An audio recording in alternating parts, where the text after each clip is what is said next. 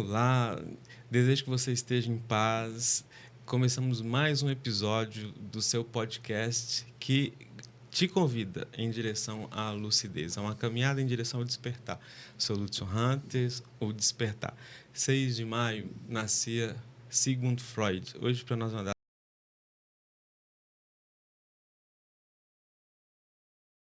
nos propomos a dizer, a psicanálise, ela também, assim como a medicina veterinária, dentre outras, está no centro.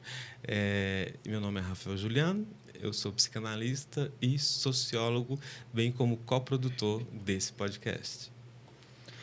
Olá, seja muito bem-vindo ao nosso Despertar, e hoje um despertar com uma convidada muito especial, além de médica veterinária, ou seja, colega de profissão, mas muito mais que isso, uma grande amiga, uma irmã que a vida me deu, e hoje com uma extensãozinha dela aqui, mais perfeita que ela, que é o seu Otto.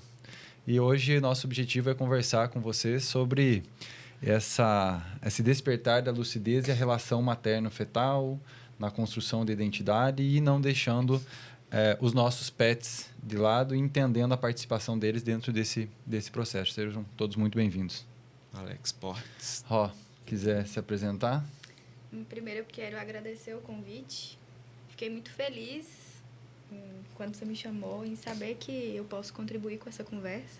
Eu espero atender às expectativas, né? E poder partilhar um pouquinho da minha experiência com o Otto e com os nossos pets também. Mas não existem expectativas não, né, Alex? Não, Existe apenas a vontade de uma boa prosa, né? Sem dúvidas. Esse foi o objetivo de trazer você para conversar aqui, como eu falei. Uma pessoa que eu vejo muita lucidez em diversos aspectos. Tá? Pessoa no seu relacionamento com o Ramon, e não tenho dúvidas no serzinho que você vai construir aí, moldar um pouquinho ele. Lógico que ele vai construir a identidade dele, mas sobre os moldes de uma mãe muito lúcida. Sim. Fico feliz. Você me permite? Fique à vontade. Meu coprodutor, Fique à vontade. Alex Portes, nós somos agora um dueto, você sabe, né? Você vai estar bem Eu sei. acompanhado. É um irmão que a vida me colocou ainda.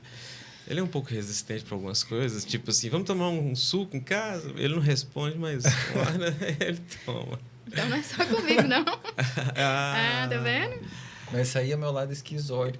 Ia falar agora, né? Esquizoidise aí que fala pesado, mas eu tô tentando melhorar ela. O Winnicott, Donald Winnicott, ele era um pediatra e psicanalista, por isso que eu queria conversar. O Otto, nosso convidadinho, mais bonitinho. O Winnicott, ele era um pediatra, né? A gente tem que frisar isso, porque a psicanálise, enquanto ciência, andando com outra ciência, a pediatria. E ele faz um experimento durante 20 anos acompanhando fetos, casais e fetos, até indivíduos com 2 décadas de vida. Né? E ele relata-nos, assim como todos os psicanalistas ambientalistas, Ferenczi, Melanie Klein, que o que forma, o que molda o bebê é o ambiente, favorável ou desfavorável. E aí é muito interessante que a gente conversava antes, né, Roberta? E você falou que ele foi muito desejado, muito planejado. E o Winnicott fala que o ego do bebê já nasce do desejo dos pais, do amor dos pais. E no segundo ato biológico, né, de uma relação sexual, também com esse viés do desejo. Então eu percebo assim que você está bem dentro dessa teoria do desenvolvimento maturacional. O Otto tem tudo para ser um homem robusto, um homem forte e cheio de ternura. Você percebeu isso durante o desejo, o planejamento com o Ramon, seu esposo, durante, enfim, a concepção dele, e você percebeu que você tinha alguém ali presente contigo para bater um papo de vez em quando, na barriga? Eu senti, e eu percebi que o fato da gente, né, eu e meu marido, desejarmos e nos programar para que ele chegasse, me deixou mais preparada para receber e para gerar. Eu acho que a minha gravidez foi uma gravidez mais tranquila. Eu acho que eu pude me preparar como mãe de uma forma melhor. Eu pude conversar com ele durante a gravidez de uma forma muito mais lúcida, mais tranquila, porque a gente se programou para isso. Então, eu me preparei para estar grávida e para que durante esse processo da gravidez eu pudesse ir evoluindo junto com a gravidez. Eu acho que isso, para mim, como mãe, foi sensacional. É incrível, né? É interessante isso. Porque quando há falha nesse processo, há uma estagnação, né, do desenvolvimento nutricional do bebê. Eu acho que a gente nunca vai estar pronta para a gravidez. Mesmo desejando, mesmo querendo muito, o positivo, ele assusta. Sim. Porque é uma mudança permanente, né? Inclusive, eu e meu marido, a gente se questionou. Eu falei, meu Deus, será que mesmo querendo muito era a hora? Porque agora não tem volta. Então, o positivo, mesmo quando ele é desejado e programado, ele é um susto, assim. Uma surpresa, na verdade. Acredito que essa fala dela, Alex, ela tira aquele idealismo da maternidade, né? Mas de uma maneira lúcida, né? Sim, muito. Sem tirar, assim, porque as pessoas, ao tirar o idealismo da maternidade, às vezes são até grosseiras, assim, né? Vocês estão idealizando a maternidade, é uma bosta. E as coisas não são bem assim. Eu gostei da fala dela, foi muito lúcida e tirou essa idealização da maternidade, mas mostrando também um lado muito positivo, né? Acho que tem também uma certa romantização, né? Por trás da gestação. E eu acho que gera muito sofrimento para a mãe essa romantização. Porque a partir do momento do positivo, a mãe, ela não é bem essa palavra, mas a gente é obrigada a estar feliz com a gestação o tempo todo. E a gestação não é só um momento de felicidade, é um momento de mudança física. Sim, isso que eu ia dizer. Né? É um momento de mudança emocional, é uma chuva de hormônios que mexe com você o tempo todo. Te afasta do seu parceiro, muito. Assim, fisicamente, e é uma mudança né? estrutural na família, eu digo, né? De maneira hormonal, separa, né? O parceiro e tem você que se ter percebe diferente também. Pois é. Né? Então, eu acho que nesse viés assim, do casal, é uma mudança geral, porque as mudanças que eu sinto como mãe, meu parceiro não está sentindo como pai também. Então, se eu não consigo conversar com ele sobre isso, se a gente não consegue caminhar junto nesse sentido, acontece um afastamento que pode ser permanente. Pode ser permanente. Que na cabeça do homem não tem as oscilações hormonais que estão acontecendo no corpo da mulher, né? Exatamente. Então, a linguagem, a comunicação dela em torno todo esse desequilíbrio hormonal, no homem não acontece. Então, na cabeça do homem, tá tudo muito mais... Continua a mesma praticidade. Mas, para ele conseguir entender o que está acontecendo dali do outro lado, eu conhecendo o Ramon, né? Como eu conheço, é lógico que ali existe uma lucidez muito grande que ele entende esses processos. Ele sabe que tem envolvimento. Então, não tenho dúvidas que a conversa foi bem diferente. Mas aí, quando você pega pessoas que não têm esse conhecimento, não entendem ou não param para pensar sobre, com certeza é muito difícil estabelecer essa comunicação e manter ela efetiva até o final da gestação.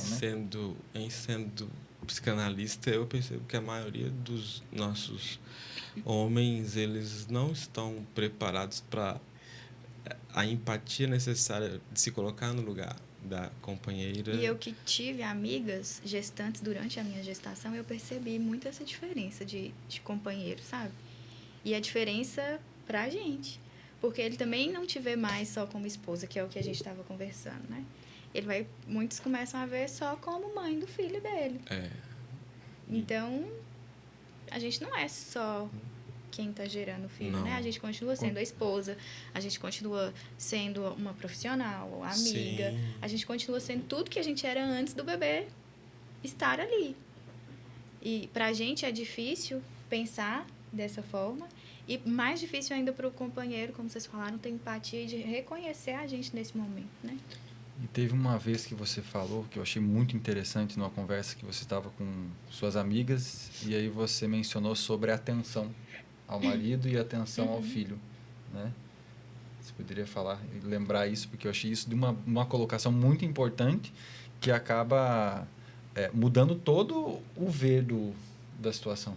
A gente estava conversando sobre a prioridade de atenção, né? E aí elas falaram, não, sempre o filho em primeiro lugar. E aí eu questionei numa mesa, né, o patinho feio. Sim. Falei, não, meu marido é prioridade para mim. Olha que belo. E aí todo mundo parou e, não, é porque você não tem filho ainda. E aí eu tinha uma amiga que estava com os 2 filhos, o mais velho e o mais novo. E aí naquele momento os filhos se esbarraram, bateram uma cabeça na outra e ela correu pro pequenininho, pegou no colo, acalentou e falou com o outro, não pode, tem que ter cuidado com ela. E aí eu questionei, mas por que você acolheu o menor Sim. e repreendeu o maior?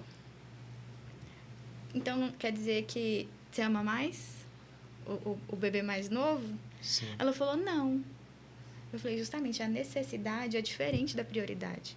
Hoje, o meu filho, ele tem mais necessidade de mim do que o meu marido. Só que o meu marido, ele continua sendo a minha prioridade porque eu quero que o meu filho ele tenha uma família preparada e feliz para cuidar dele. Eu não quero que ele tenha uma mãe ou um pai feliz e preparado. Eu não quero que ele pense assim, eu tenho que procurar minha mãe. Sim. Ou eu tenho que procurar o meu pai. Não, eu tenho uma casa, um pai e uma mãe que estão prontos para me receber e me acolher como eu sou e me ajudar a crescer e a desenvolver, né? Isso vem de encontro com o ambiente favorável, né? Porque a psicanálise contemporânea hoje, e aí eu me embaso nesses Winnicott, Ferenczi, Melanie Klein, as pessoas não querem saber o nome, né? Querem saber os fatos. O bebê precisa do ambiente favorável para ele se desenvolver bem. E esse ambiente favorável, ele carece de alguém na função materna e de alguém na função paterna. Por que eu digo função? Muitas mães morrem, né, no momento do parto, mas aquela função ela pode ser exercida por uma avó, né? Enfim, e você falou de maneira segura e certa, né? Você, para ter 1, 2, provavelmente, não sei, é só o Otto, vocês pensam ter mais? Então, independente de se vier um segundo, terceiro ou quarto, vão precisar de ambientes favoráveis. Sem o Ramon não existe ambiente favorável. E você deu uma resposta muito lúcida. A gente falar assim, que não quer dizer que a gente vai concordar o tempo inteiro. Sim. Né? Eu acho que isso que é legal da nossa relação como pais do outro. É que eu e Ramon a gente vai discordar. Mas eu acho importante a gente ser prioridade um do outro para a gente saber lidar e não desautorizar o outro quando eu não concordar.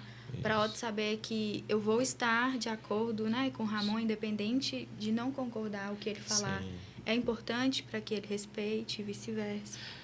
Esse que é o ambiente favorável, porque se você tiver que escolher virar um outro prole, virar um outro bebê, né? E precisa de alguém na função materna e paterna. E você e o Ramon são um casal, o Alex estava falando, lúcidos, são pessoas muito despertas, né, para a vida. Então, esses novos bebês, tomara que venham 5, será que vão precisar de um ambiente favorável. E o pai e a mãe são essenciais. É melhor que o pai e a mãe biológico façam, às vezes, sem dúvida. Vamos dizer melhor no sentido, não é de hierarquia, é melhor no sentido de modelo. Mas, na ausência, um irmão mais velho pode fazer o papel do pai que abandona a família, que isso existe, a gente sabe que existe, né? Dona Roberta. Uma coisa que eu queria perguntar para você, que a gente já conversou um pouco sobre, mas esse primeiro mês agora que fecha, né? Inclusive ele faz hoje, né? Faz hoje faz também. um mês. Junto com o aniversário de Freud. Nesse um mês, você vê um reflexo de como foi sua gestação no comportamento de Otto? Vejo. Inclusive, a gente conversava, né, mãe? Isso desde os primeiros dias, assim, no hospital. Dona Lariene, desculpa. Dona Lariene está ali nos bastidores. Seja bem-vinda e fazer menção à sua mãe, a avó do Otto. Que é outro fator que eu acho importante, Coruja. Esse suporte, né? Sim. Que eu não sei como que as mães que não têm esse suporte sobrevivem. Principalmente nesses primeiros dias, assim, que são enlouquecedores. Porque eu estou me descobrindo como mãe, ele está se descobrindo como filho. E eu, como mãe de primeira viagem, a gente realmente não sabe nada. Não sabe. Né? E a gente também fica perdida, assim, com muito medo, com muita ansiedade, com muita dúvida, com tudo novo, com a privação de sono. E sem esse suporte, eu não sei Rede como de seria apoio, possível. né? É essencial. Mas voltando, assim, a gente estava conversando justamente sobre isso. Que no primeiro dia, parece que ele reconhecia a minha voz. Não, parece não, ele reconhecia. Você pode ter certeza disso. Porque eu sempre conversei muito com ele, assim, na barriga. Eu sempre falava onde a gente estava indo, quem a gente ia encontrar, o que a gente ia fazer. Dava boa noite. Isso, fantástico. Então, assim, é impressionante como ele realmente reconhece. Hoje, reconhece a minha voz, reconhece a voz de Ramon, porque Ramon também conversava muito. Ele já procura, assim, aonde que a gente está conversando. Se ele está chorando e a gente conversa, ele cessa o choro, é um ambiente sabe? favorável. Para prestar atenção. Sem dúvida, ele sabia quem era o tempo todo. Sabem, eles sabem, né? E eu acho que isso é fundamental. É a avó do primeiro neto? Terceiro. Mas coruja do meu jeito. Igual. É igualzinho? Igual. Eita, vó é vó, né? Vai, vó. Tem que dar uma salva de palmas para ela, né? Pelo menos no microfone aqui. Tem, né, É um prazer filho? a senhora estar com a gente, viu? Muito obrigada. Prazer meu. E essa construção da identidade, Rafael, em relação à gestação, ela tem um impacto muito grande, né? Nesse desenvolver. Sim. Essa coisa da identidade, né? É o que eu falo, né? A criança e adolescente são os momentos em que, se há um ambiente favorável, elas vão crescer com um ego robusto para enfrentar o mundo, né? Eu sempre falo aqui da questão de frustração e insatisfação, mas, sobretudo, a identidade no sentido mais profundo, que vai começar agora, devagarzinho, com 5 anos, você vai ver que ele já vai ter o jeitinho dele, assim. Mas na adolescência isso tudo vai ser, assim, um vulcão, né? Eu e a Alex estávamos até discutindo, talvez depois conversar um pouco sobre isso, porque a adolescência é onde a integração, que a gente chama na psicanálise. Diz que ele veio construindo na infância toda e aí ele integra. Por isso que adolescente pinta o cabelo de amarelo, fura a orelha, porque ele está tentando firmar a identidade dele. Ele tem identidade desde os 5. Ele está formando a identidade dele. Aos 5 anos, ele vai ter já o ego. Ele é desse jeito. Se ele não empresta brinquedo, é porque é um pouco egoístinha, mas vai desenvolver ao longo da vida, vai aprender. Mas isso aí vai ser levado para a adolescência, sabe? E aí, na adolescência, tem um período que a gente chama de integração. Melanie Klein fala assim, que não há integração sem depressão. Você se lembra que eu falei que toda criança, antes de passar para a adolescência, passa por uns 3 lutos? Sim. Então, nesses 3 lutos, né, do corpo infantil, dos pais da infância, que ele vai se deprimir e aí depois ele vai se reintegrar. Então, aí, a grande questão da identidade, nesse momento, é os pais já terem conquistado o filho, né? Aquela coisa... Porque quando ele passa da infância para a adolescência, ele vai se deprimir, porque ele vai ter grandes lutos. Eu falava com o Alex, o luto do ideal infantil, né? Olha o Otto, que lindo, que fofo. Agora, nossa, que aborrecência. É o luto do ideal infantil. Existe uma energia dele voltada para esse ideal de infância. Está solto agora, porque ninguém olha para ele mais como fofo. É um menino de espinha e um tanto de pelo no lugar esquisito, né? Um adolescente, mais ou menos assim. O luto dos pais da infância. Eles vão perceber que a mamãe mente, que o papai mente, e aí não é mais o Superman, a Mulher Maravilha. Então, esse luto para eles é muito duro, sabe? Perceber que os pais não são perfeitos.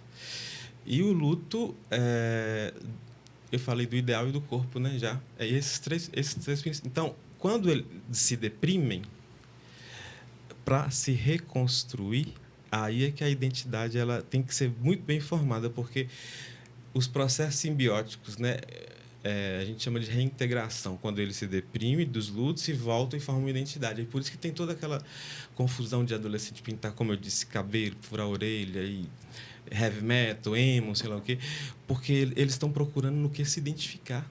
Porque eles passaram por um processo depressivo muito forte, que foi assim... Eu vi meu sobrinho agora, o primeiro adolescente, como que foi pesado para ele, sabe? Eu cheguei um dia, Alex, na casa do meu irmão, e ele tinha pintado o cabelo de amarelo. E a avó estava, né? a avó materna, não a mãe, nossa mãe, a mãe minha e do meu irmão.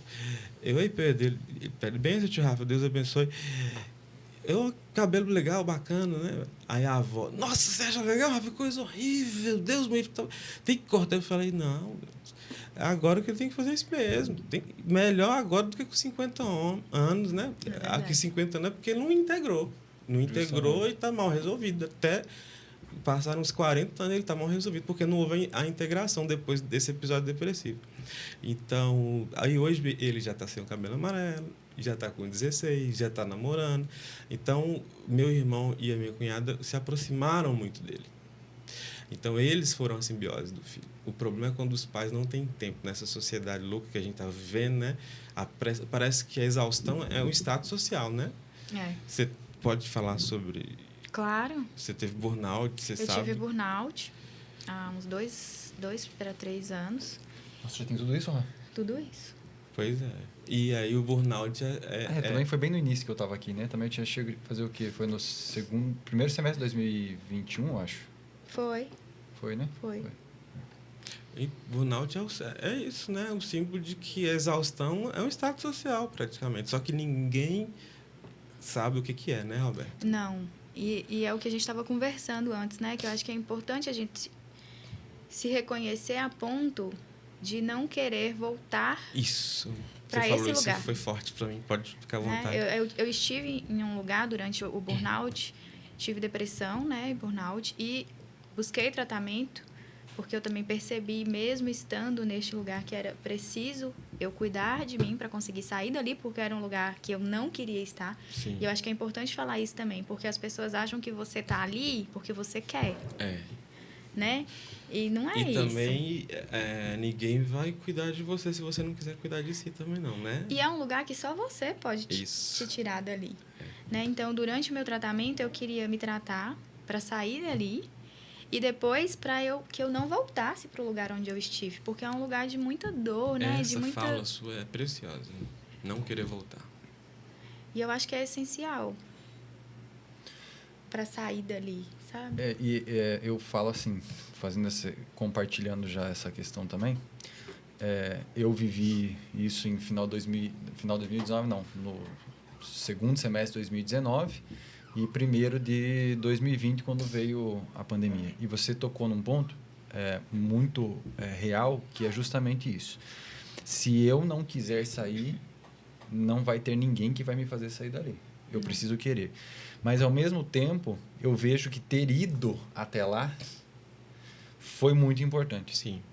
Porque ir até lá me fez realmente olhar para mim. Realmente me entender pela uma primeira vez.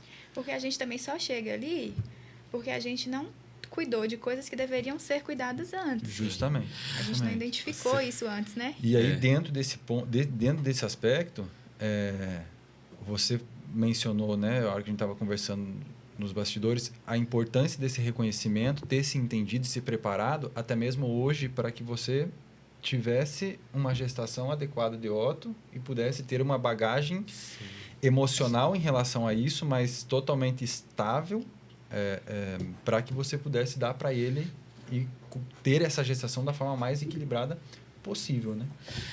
E eu acho que, inclusive, buscar formas de eu fazer com que ele seja consciente de coisas que eu não fui antes, sabe? Isso. É o que a gente já até conversou sobre isso. Eu quero ser uma mãe que as minhas experiências e as minhas expectativas não podem ele de ser o melhor que ele possa ser. Eu quero ser uma mãe consciente das coisas que me afetam, né? Das minhas expectativas, mas que eu não permita que isso podem ele de viver o que ele tem que viver. E, ao mesmo tempo, eu consiga também conduzir ele da melhor forma para que ele... Não que ele não sofra, porque eu acho que o sofrimento ele é importante também. Sim, mas que ele saiba administrar o sofrimento frente na medida certa. E já desde pequeno ter mais lucidez nas decisões do que ele vai fazer. Porque eu acho que uma coisa é quando você... beleza, você orienta, você fala, não faz, não pode. E outra coisa é quando você entra num nível de conversa e explicação sobre. Que eu vejo isso muito em você.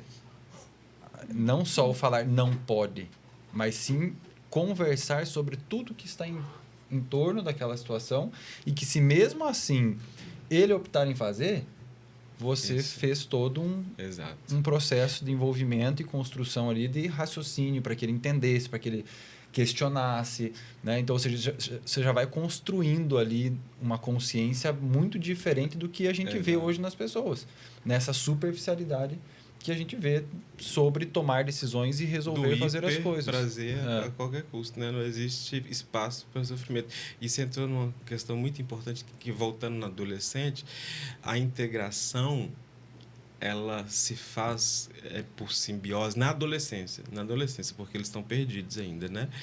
E aí eu vou falar de uma integração que se faz depois que você tocou no assunto, porque eles não sabem nada do mundo. A Primavera Árabe, 30 anos atrás, os países árabes eram ditaduras e aqueles adolescentes lutando pela liberdade. O que é o Oriente Médio hoje? Só ditadura. Então, assim, quem foi aqueles adolescentes que fizeram simbiose, uma simbiose muito negativa, explodiram. E explodem até hoje. Você assistiu o filme O Hotel Taj Mahal? Acho que não. Adolescentes, 15 anos, mataram mais de 200 pessoas, explodiram o hotel. Simbiose equivocada. Porque o pai e a mãe não estavam presentes. Quem fez simbiose com eles? O grupo terrorista. Então, o pai e a mãe presente, como o Alex falou, né? Você não fala não, mas você conversa. Você mostra, né, por cima, uma visão macro para ele. Olha só o que pode acontecer. Você está fazendo simbiose com seu filho. Você está conquistando seu filho. Se os pais não conquistarem os filhos, o mundo conquista. E aí, a simbiose pode ser negativa. E aí, há a integração. Melanie Klein fala que a cada episódio depressivo que nós temos, nós fazemos uma nova integração mais lúcida. Quando eu tive depressão em 2010 e você teve depressão agora, pandemia, quando nós tivemos sofrimento mental, você teve burnout, nós fizemos um novo processo porque a gente parou emocionalmente, né, para resolver isso. Quando resolvemos, é como se nós fôssemos aqueles adolescentes lá atrás, mas agora já, com o ego formado, a gente dá um up em lucidez. A gente faz uma nova reintegração. Entende? Que eu acho que isso é uma continuidade. É uma continuidade, né? exatamente. Porque você agora entende o processo. E faz todo sentido quando você pensa na teoria dela. Porque agora você entende, é um lugar que você não quer voltar. Uhum. Né? Mas se acontecer de voltar, você já tem algumas ferramentas as quais tem podem mecanismos, né, para te fazer sair disso. Por que eu entrei nessa questão também? Quando eu mencionei de você ter lucidez nesse processo, né? Entender que precisava se preparar mentalmente para que pudesse ter ótimo, que a gente sabe que isso hoje não é assim, que não acontece. Na maioria das gestações não existe essa questão toda de um preparar psicológico para... o quanto isso um preparar físico, material, né? E nesse ponto eu ia trazer justamente essa questão, porque o quanto isso impactaria no desenvolver psicológico dele numa gestação onde você não estivesse equilibrado, você mentalmente, fisicamente, ou num ambiente que te trouxesse muito estresse de diversas maneiras, né? Enfim, porque isso iria refletir, né? Ou como refletiu mesmo que pequenos tenham sido os que ocorreram, diretamente no desenvolver neurológico dele, né? E esse preparo, quando a gente fala assim, estar preparada, não quer dizer que... Vai dar tudo certo. Porque a gente não está preparada. A gente até conversou sobre isso em outras oportunidades. Quando eu digo preparada, né? assim, mentalmente, no sentido não preparada para ser mãe, mas preparada dentro de um contexto psíquico. Sim, mas mesmo dentro desse contexto, eu como uma mãe que me preparei para ele, eu não tenho controle total sobre o que eu vou sentir, sobre como eu vou reagir, né? Como as experiências, a partir do momento que ele estava na minha barriga, como que essas experiências iam chegar para mim. Esse controle eu também não tenho. Sim, né? Então, ainda assim, as minhas experiências vão afetar para ele, mesmo eu tendo consciência. Eu entendi o que você quer dizer. Dessa... Talvez o retorno dele não seja aquilo que você está esperando, né? Eu tendo consciência de como... Você está contando uma história para ele, de como isso pode ser eterno. Você não sabe como que ele vai compreender isso. Isso. Sim. Entendi. Porque quando eu falo assim, num ambiente estressante, ambientes que vão trazer para você, e no caso para ele, elevações, por exemplo, no nível de adrenalina, cortisol, porque aí a gente sabe, e que aí vem a ciência dentro desse aspecto bioquímico, que eu acho importante a gente colocar aqui, o quanto isso vai refletir no neurodesenvolvimento. Sim.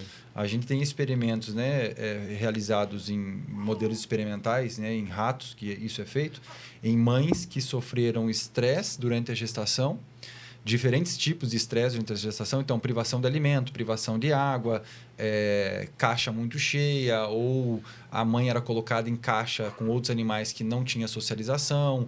Então, todos fatores estressantes e essa mãe estava gestando. E aí, as proles desses ratos mostram um perfil totalmente, por exemplo, relacionado à ansiedade, perfis relacionados à depressão nesses animais, por conta de uma mudança gênica e no nível de neurotransmissores nesses animais que nascem. Nesse caso, eu concordo com você, eu entendi o que ele quis dizer. Se você é submetido a um ambiente de estresse, isso vai afetar negativamente então, você. Ou seja, você ter esse... o meu pensamento foi dentro de um seguinte contexto. Você ter se preparado mentalmente, por mais que você não tenha controle sobre como ele está recebendo, mas você estar preparada mentalmente trouxe um ambiente mais confortável para ele dentro da sua barriguinha, né? Com certeza. E agora, falando de família multiespécie, né? Você tem 4 cães? 4 cães. 4 cães. E você notou, assim, mudanças comportamentais deles... Desde a gestação. Desde a gestação. Desde a gestação. O caso do Pitbull, conta pra gente, você relatou no Eu tenho uma Pitbull já de 17 anos, que é o xodó lá de casa. Que não parece que tem 17 anos. E que sempre ela recebe a gente pulando. E aí, depois que eu fiquei grávida, ela me recebeu e eu quase caí. Sim. E aí, no momento daquele pulo, meu marido repreendeu e ela ficou muito sem graça, assim. Era uma cachorra bem especial, né? Muito. E aí eu falei, nossa, você repreendeu ela de uma forma que ela ficou constrangida. Eu falei, explica pra ela o porquê que ela não pode pular. E ele explicou, olha, a mamãe tem um neném na barriga, ela não pode machucar e tal. E aí levou ela pra mim, eu fiz carinho. A partir daquele momento, ela nunca mais pulou em mim. Nunca mais me recebeu pulando. Como até se ela hoje. Entendesse, até hoje. Sobretudo porque você entra com ele, né? Ela te recebe, mas... sem pular. E ela chega a se aproximar dele tentando farejar? Tenta. E um outro comportamento dela é porque a pessoa que está com ele no colo, ela sempre chega de forma mais delicada. Porque ela é bem estabanada, não, ela né? é muito grandona, né? E aí ela chega, ela cheira pelo pé, por exemplo. Olha. Ela olha como se pedisse permissão. Eu posso me aproximar? Eu percebo essa mudança, assim. E nos outros também, né? A minha Bulldog... Qual o nome dela? Azuka. Ela sempre foi mais apegada comigo, desde que a gente adotou. Ela me escolheu como a dona dela mesmo. E depois que eu engravidei, ela migrou pro meu marido. E ela sempre foi também a mais ciumenta da casa. Ela chega, procura ele, tenta cheirar, fica comigo, super carinhosa, mas hoje ela passa mais tempo com meu marido do que comigo. Alex, por que a Azuka deixou o Roberto? Você vê que engraçado isso, né? Aí entra dentro daquilo que a gente estava conversando aquele dia sobre níveis de consciência. Então, assim, você vê que essa procura é uma transferência de atenção. Porque hoje ela consegue ter... Ela não identifica Otto como um cachorro e nem um mini humano, né? Mas ela sabe que a atenção hoje está voltada para Otto, né? E ela vai, de alguma maneira, ela precisava suprir essa atenção. E ela foi suprir com o Ramon, né? E é engraçado ele sempre que eu chegava, eu pegava, né? eu adulava, eu parava. Hoje, às vezes, eu chego com ele, eu já entro direto para resolver uma questão dele. Às vezes, você não vai pegar no cachorro, né? Porque ele agora é muito novinho ainda. Então, às vezes, eu passo com ele sem cumprimentar. Então, eu acho que isso também vai gerando esse... Entendi. Que aí, você notando isso, você precisa melhorar, né? Eu tento. Para não deixar a bichinha abandonada. Ter um neném recém-nascido em casa, às vezes, é complicado. Eu sei. Nós estamos só sendo lúdicos. Mas a gente tenta, tanto que, assim... meu marido, ele se esforça mais para estar com os cachorros agora. Mas você precisa também, A de gente, certa forma, né? Porque uma outra questão, né? ele não vai suprir o que você... A gente tenta, por exemplo, passar mais tempo na sala, que é onde os cachorros ficam com a gente, eu e Otto. Então, ao invés de ficar no quarto, ao invés de ficar num ambiente só nós dois, a gente tenta ficar um Pra ambiente integrar, onde né? eles também podem estar. Uhum. Né? Então, Laila, por exemplo, que é a Pitbull, eu percebo que ela tem ficado menos dentro de casa. Ao contrário dos pequenininhos, que é Mary Jane e Leopoldo. Eles têm agora ficado mais tempo dentro de casa. Interessante. Mary Jane. Mary Por que Jane. Mary Jane? Ela era foi uma cachorra adotada que já veio Com o nome. com o nome. E ela tinha curiosidade com sua barriga, né? Tinha muita. Como que era isso? Como é que ela se expressava? Mary Jane, ela foi adotada justamente quando ela pariu. Né? E a gente sempre percebeu ela com uma boa habilidade materna, assim. Que não é esperado porque ela é de personalidade fortíssima. Ela é uma comédia, assim. Interessante. E aí, durante a minha gravidez, eu percebi que sempre que eu estava deitada, que eu pegava no colo, ela recostava a cabeça na barriga. Como Na se barriga? quisesse sentir, ouvir, sabe? Eu tenho algumas fotos, assim, Que interessante. dela deitada sobre a barriga. É muito interessante, né? Essa mudança de comportamento deles e o quanto isso... que nem você acabou de falar, né? Ela tinha habilidades maternas, né? Então, assim, Aham. até onde a gente não consegue ter essa percepção de como é para eles, a visão deles dentro dessa situação toda, né?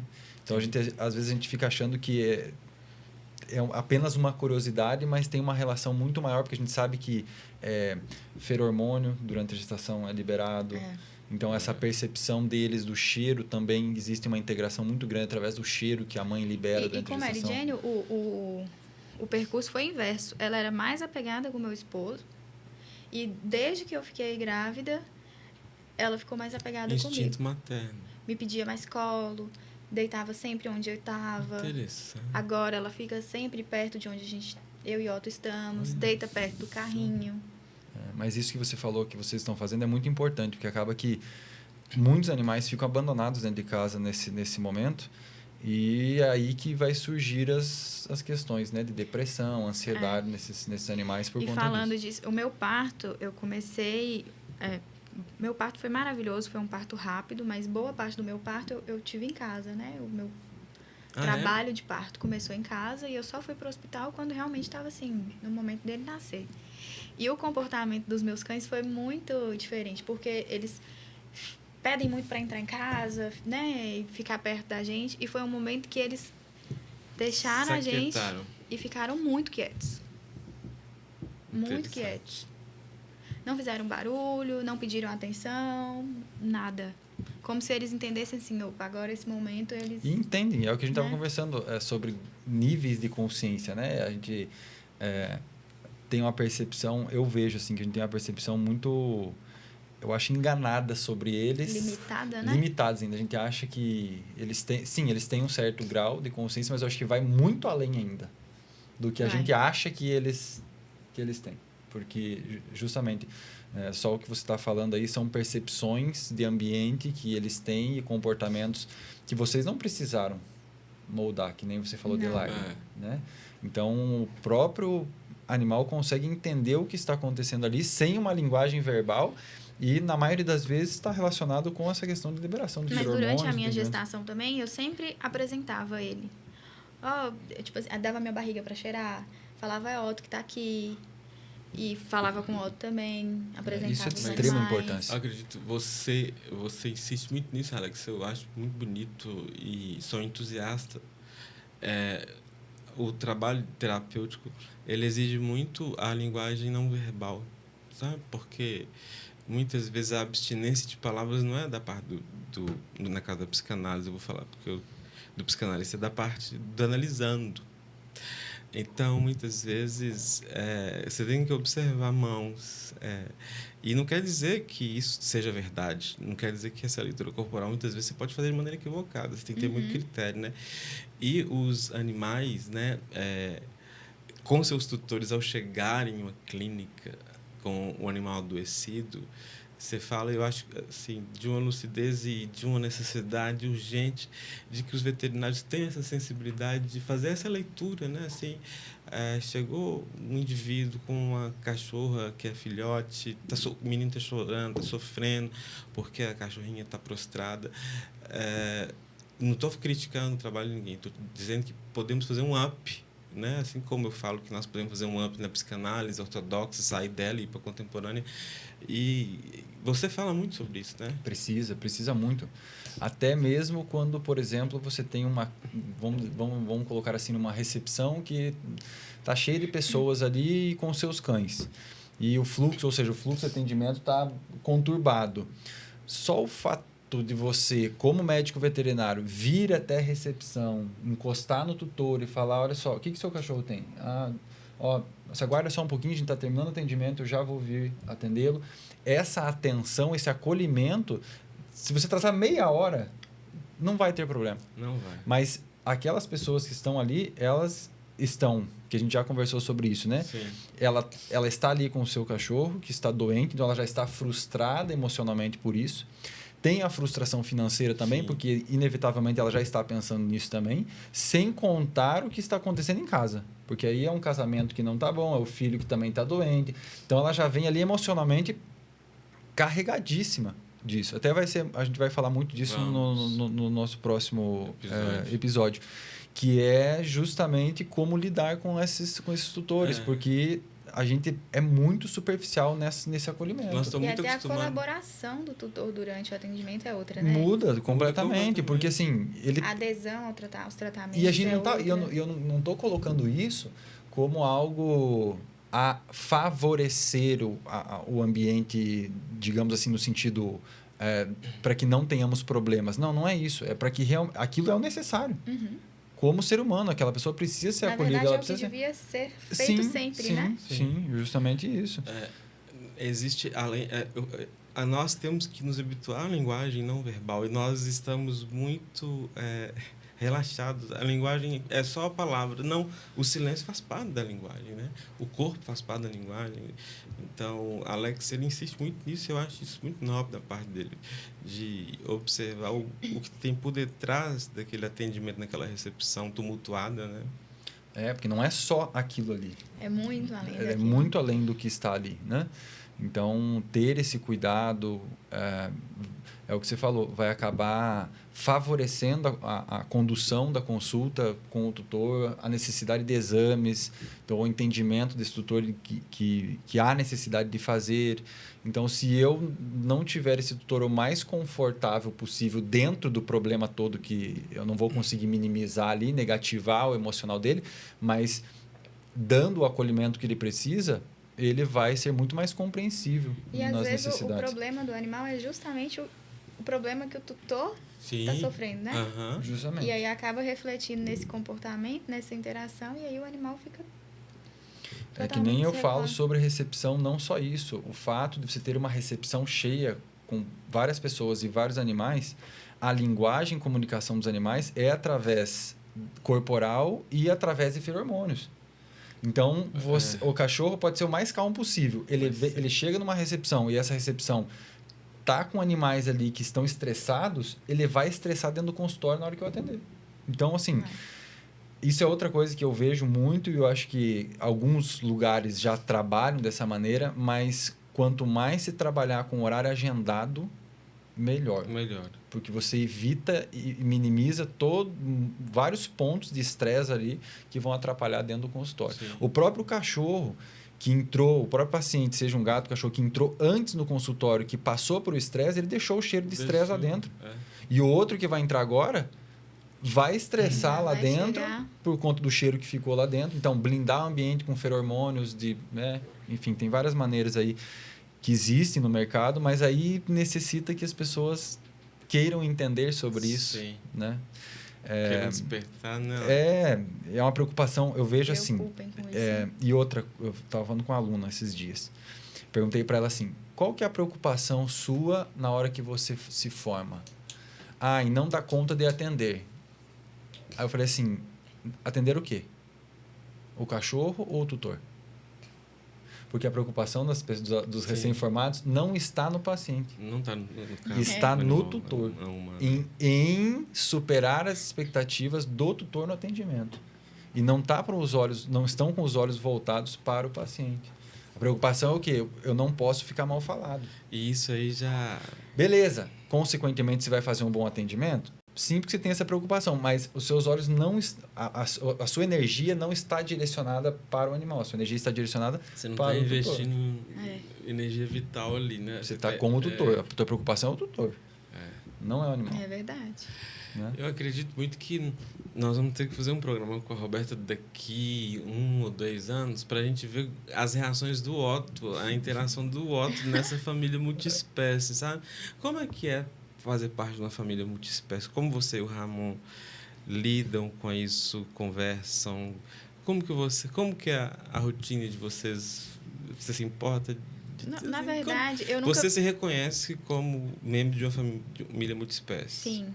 Ramon tá entregue agora, anda até com um gato no colo. Eu nunca me vi, na verdade, não fazendo parte de uma família multiespécie. Que fantástico!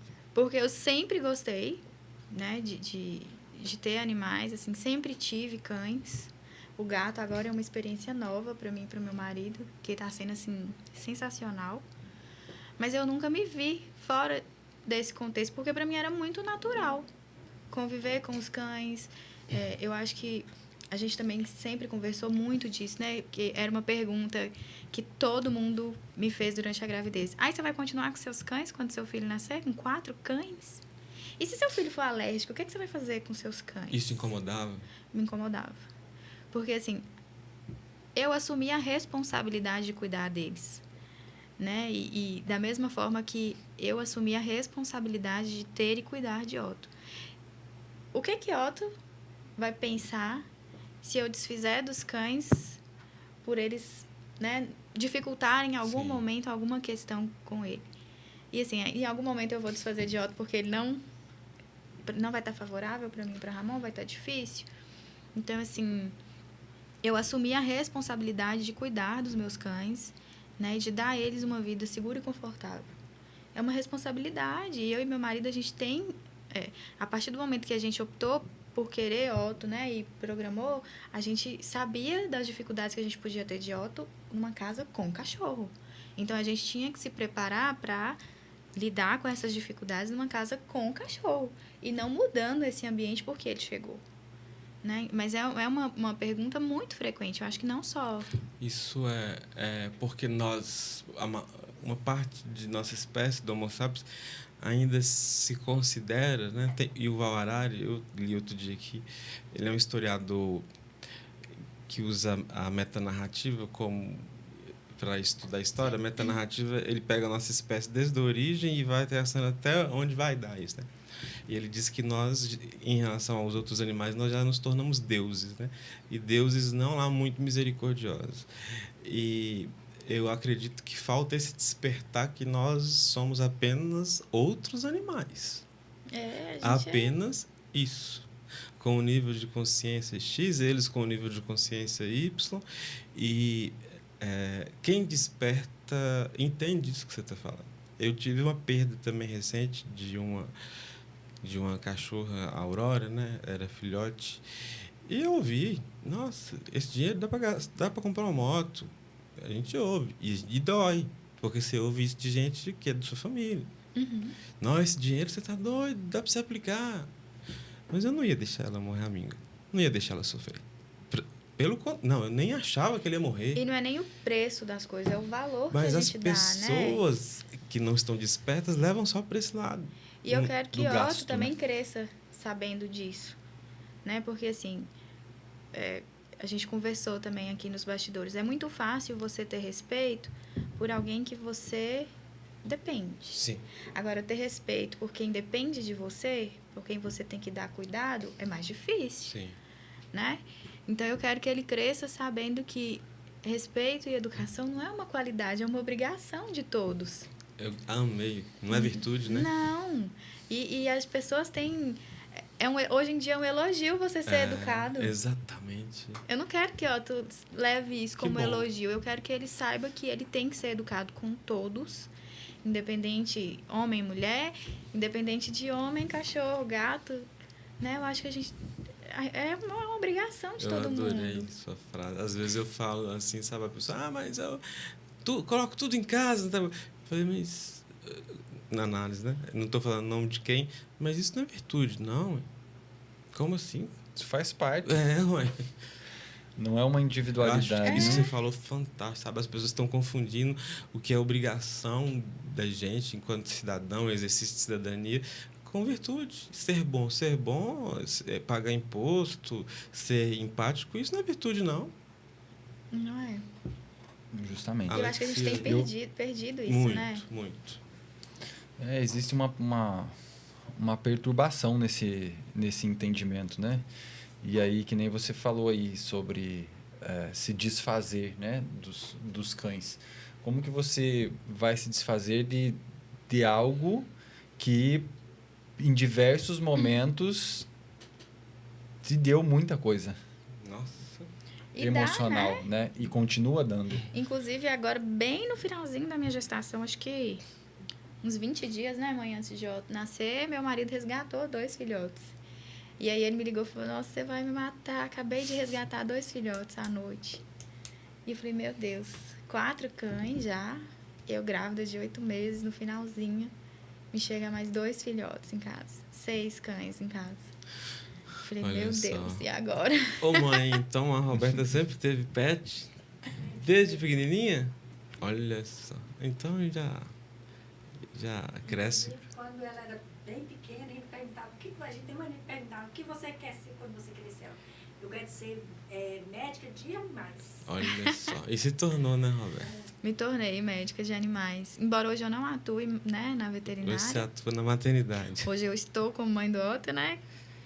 E também me formei como terapeuta, que também foi um despertar para mim, que eu acho que mais do que estudar para ajudar o outro, eu acabei me ajudando, me reconhecendo e me preparando para hoje, né, ser mãe do Otto.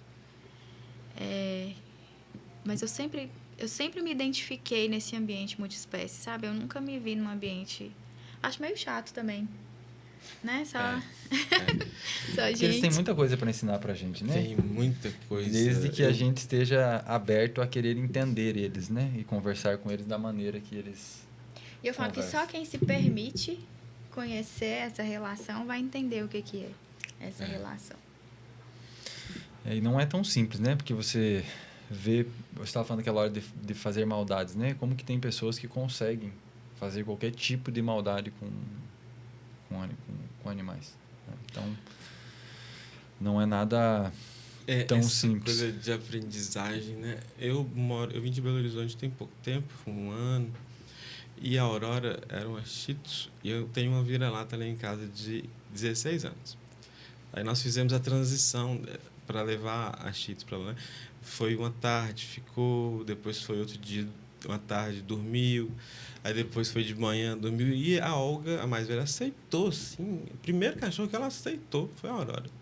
E eu aprendi muita alegria com a Aurora, porque a Aurora era assim, a gente dormia dentro de casa, os 3, né? Ela na minha cama e a Olga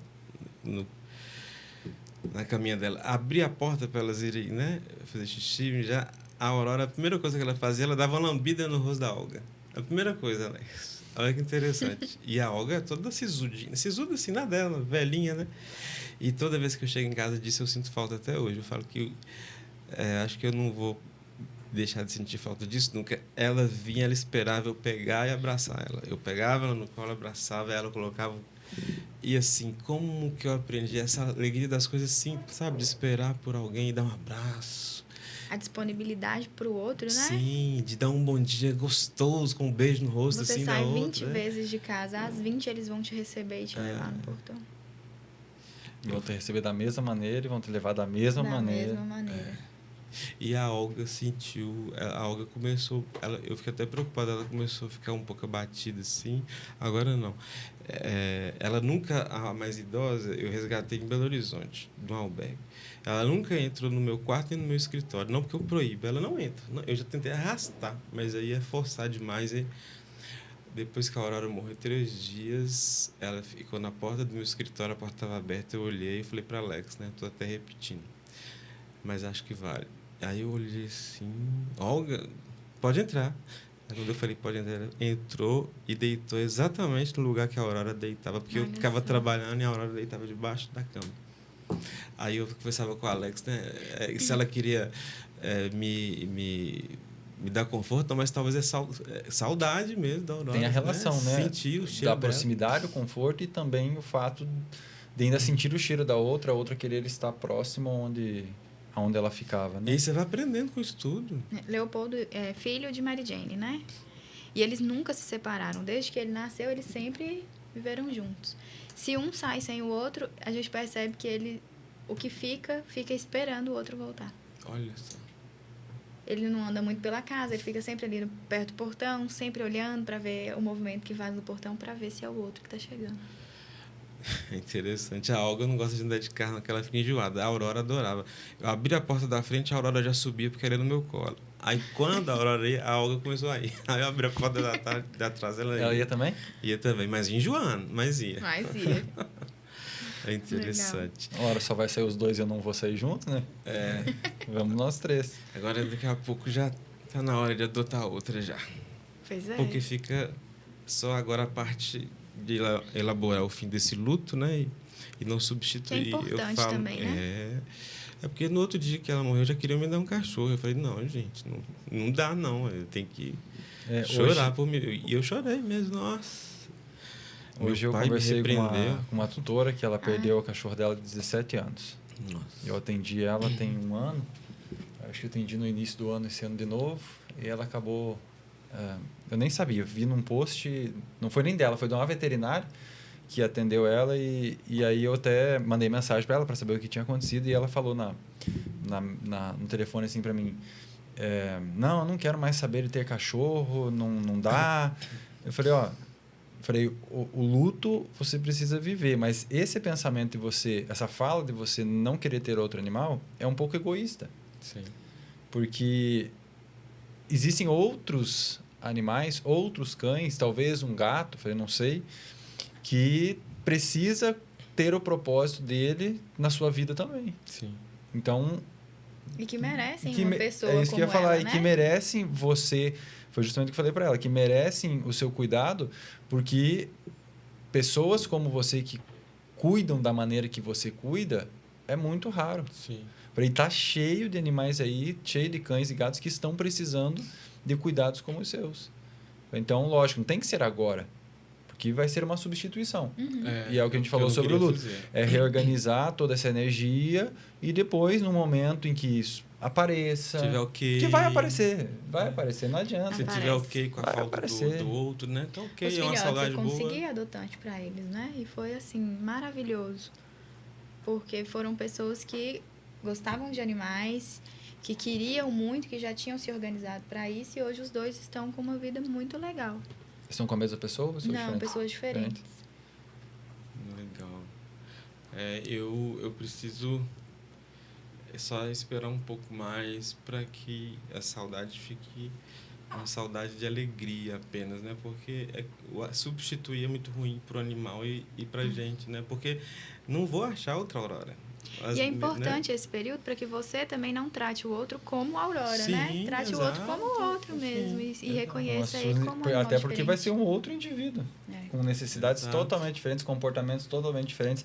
E isso é importante a gente falar, porque as pessoas, elas tinham um cão com um determinado comportamento.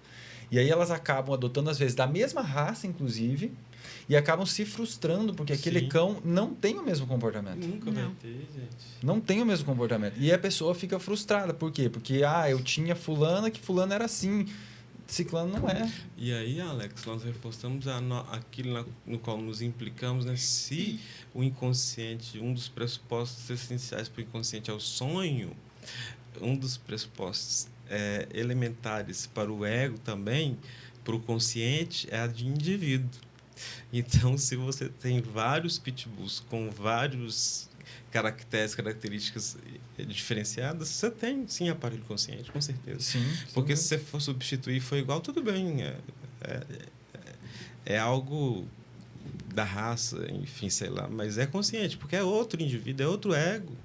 E outra coisa importante, eu já vi que já deram um sinal lá para nós terminar. Você tá querendo que a gente termine, Chicó? Só avisei. Nossa, tá ruim assim, Já o tá papo ali querendo cortar. Tá top, tá top. Tá top, então tá. Ele é o homem da mágica, ele faz a magia.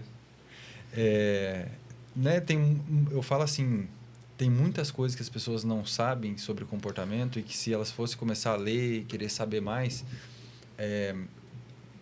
o criar ou desenvolver, ou seja, a relação que você vai estabelecer com o seu pet seria muito mais profundo e muito melhor. Que é o que a gente estava falando nos bastidores naquela hora, que as fases que nós temos de socialização. Assim como o bebê, quando nasce, tem as fases de desenvolvimento dele sobre segurança, sobre medo, essas janelas, os gatos e os cães também têm. Então, se eu souber disso, né, se as pessoas soubessem disso, elas conseguiriam moldar melhor esse comportamento ao longo desse desenvolvimento. E muito além disso, a gente sabe hoje que filhotes podem ser escolhidos na ninhada, pelo comportamento deles na mamada. Então, você consegue entender os graus de energia, né? Vamos colocar assim, você tem cães de baixa energia, média energia e alta energia. Lógico que isso tem explicações muito específicas sobre isso, né? Mas, assim, em relação ao grau de energia. Então, vamos dar um exemplo assim. Você tem lá, eles estão todos mamando. Aí, você vê que tem um que sai de um teto e vai para o outro. E disputa o teto, empurra o outro e tira aquele do teto. Aí, aquele outro que saiu do teto que ele estava mamando, você vê que ao invés dele disputar outro teto, ele já não vai, ele sai ou fica longe, a mãe tem que puxar ele. Então, o grau de energia e já o molde do comportamento você consegue ver durante esse momento. Tanto é que cães, por exemplo, que são escolhidos, por exemplo, para a polícia, eles são escolhidos desse jeito, que são aqueles cães de alta energia. Então, o cão que disputa teto, ou o cão, por exemplo, que veio empurrou, tirou do teto, e ele não saiu e que quis disputar e voltou à disputa e retornou e conseguiu tomar o teto novamente. Então, esses animais têm graus de energia diferentes. Então, se as pessoas soubessem disso também, até para escolher qual animal eu quero dentro de casa. Como que é a sua família? Sua família, como que ela é? Porque você conseguiria... Lógico, você não vai conseguir 100%, mas na maioria das vezes essa escolha lá, de acordo com a família, uma família mais tranquila, uma família mais calma. Então, na verdade, se eu pego nessa... o animal que ele não disputa muita teta, que ele não deixa, ele vai ser um animal mais calmo. Vai ser um animal mesmo menos introspectivo. Não quer dizer que ele não vai ter um comportamento de posicionamento, mas é um animal que vai ser mais introspectivo. Menos reativo a outros animais, não vai reagir tanto. Mas pode ser muito carinhoso também? Não, com certeza.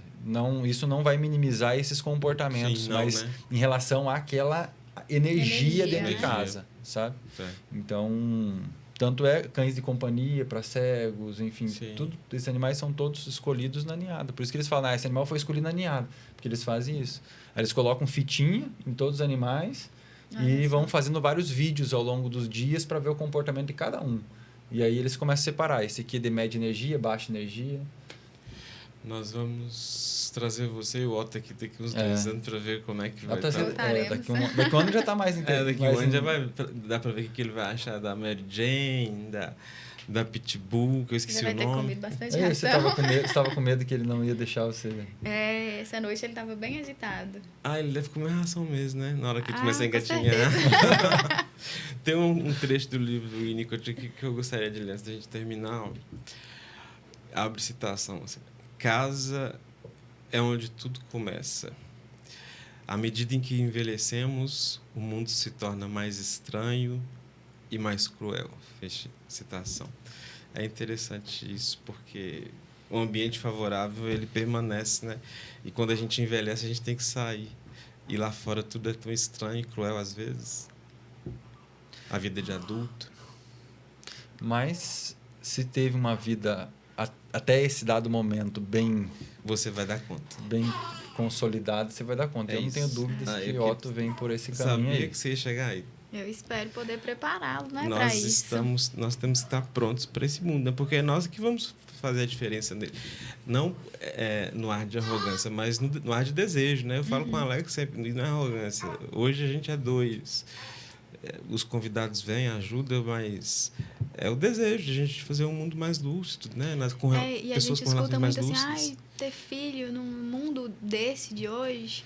Eu acho que os filhos são a esperança da gente, né? Sim. O meu filho é a esperança de que eu vou estar construindo uma pessoa legal que vai fazer diferença no mundo como hoje. Sim. E eu espero que ele seja um cara legal, eu espero que ele faça a diferença. Saiba tratar uma mulher, né? Não é? Eu acho que os filhos são a esperança mesmo de ter um mundo melhor. E eu espero que ele faça parte dessa mudança. Essa especialização na PUC, ela fala do período pós-contemporâneo que está chegando, né? Eles medem aí de 2028 a 2030 e eles dizem que lá, quem fala isso é o Joseph Tepper, um grande estudioso assim do mercado de trabalho, que lá o que vai valer de fato são as qualidades humanas, porque o resto a inteligência artificial vai saber fazer tudo. Só que a inteligência artificial não reproduz nosso cheiro, não reproduz nossa empatia, não reproduz nosso bom senso. Então, quem não tiver desperto para essas qualidades, provavelmente vai sofrer um pouco nessa trajetória, né? Por isso que a gente está tentando despertar. Que é uma transição, as pessoas não conseguem ver esse momento, essa virada aí, inteligência artificial, que era algo que... Na verdade, ela já existe há muito tempo, né? A transição há muito tempo. Mas agora ela está mais pesada. Assim, tem naquele TED, uma empresária fala: eu não entendo como as pessoas não percebem como nós estamos mudando há décadas já e como que nós estamos assim prestes a trabalhar em um escritório e você é humano com mais 5 máquinas. E você vai só apertar botões e dar comandos. E a gente é tão passivo a isso, né? Sim, ninguém faz nada, porque profissões como engenharia, como construção civil, vai ser o mais impactado, né? Cirurgia também. Neurocirurgião. A parte de cirurgia também. Você já tem cirurgia robótica. É verdade. O robô fazendo tudo. O cara está só aqui no controle. A máquina é muito mais o chip precisa. Que o Elon Musk colocou no cérebro de um tetraplégico, no início, em janeiro desse ano, o tetraplégico hoje consegue, na casa dele, por Wi-Fi, controlar ar-condicionado, TV, tudo. Foi um neurocirurgião robô que colocou esse chip. Então, a sinapse é feita por 2 neurônios que mandam a informação pelo chip e ele manda o ar-condicionado ligar. Então, as coisas estão acontecendo debaixo do nosso nariz, né? E as pessoas só não querem acreditar. Não querem acreditar. Então, a gente fica por aqui nesse papo agradável. Alex hoje trouxe uma convidada muito agradável. Deixa uma mensagem para o nosso público. Fale sobre como é ser uma pessoa que sempre esteve numa família multiespécie. Eu acho que isso traz um pouquinho de vida. Eu acho que todo mundo podia dar a oportunidade assim para viver essa experiência, que os filhos vivam essa experiência, né, para que os nossos filhos possam crescer num mundo de respeito, não só entre nós humanos, né, mas como eu falei, para que o respeito e a educação não sejam uma qualidade, mas uma obrigação de todos, e que nossos filhos entendam isso de uma forma consciente, né? Para que eles tratem nós, pessoas, e os animais bem de forma consciente. Fantástico. Invistam nos seus filhos. Invistam nos seus né? filhos. É a alteridade, né? Exatamente. A alteridade é como tratar a pessoa de uma cor diferente da sua, de uma orientação sexual diferente da sua, o animal não humano. Se você o respeita, é isso, é o exercício da alteridade, né? Então... A mãe já está preocupada. O Otto chorando, a mãe preocupada, então vamos encerrar. Ele já segurou as pontas para a gente. Já. Foi muito colaborativo. Roberto, obrigado por sua presença. Alex, me deu a honra de te conhecer. Eu espero que nós possamos nos encontrar mais vezes. Muitas vezes. Bater muitos papos. Isso. Nós agradecemos os nossos apoiadores. Agradecemos você que esteve conosco até aqui. Te pedimos aquela oferta. Se você acha que esse episódio pode trazer lucidez a alguém, compartilhe. Essa é a única oferta que nós pedimos a vocês. Eu agradeço, sem demagogia, como diz a história. A gente sabe que nós temos uma relação muito grande por trás disso daqui e que não poderia ser a melhor pessoa para vir falar sobre isso, como eu falei desde o início, né? Temos uma pessoa muito lúcida aqui em diversos aspectos e qual eu me espelho muito. Então, uma admiração muito É grande. recíproco. Obrigado. Viu? Eu também fiquei muito vindo. Muito surpreso, assim. Agradeço. Já esperava que fosse alguém, né? Recomendado pelo Alex, mas você... Vamos falar de expectativa, então, né? Superou as expectativas, Fico de feliz. fato. Você, sua mãe, o Otto... Não, mas se você escutar Ramon também, o marido dela é sensacional. Teremos oportunidade, né? Dessas conversas. São duas pessoas que eu tenho um amor incondicional. E a gente fica resistente para finalizar o papo, né? Vai acabar, senão o jovem daqui a pouco ele vai cortar o fio lá. Gente, fique em paz. Um abraço. Até mais. Até mais.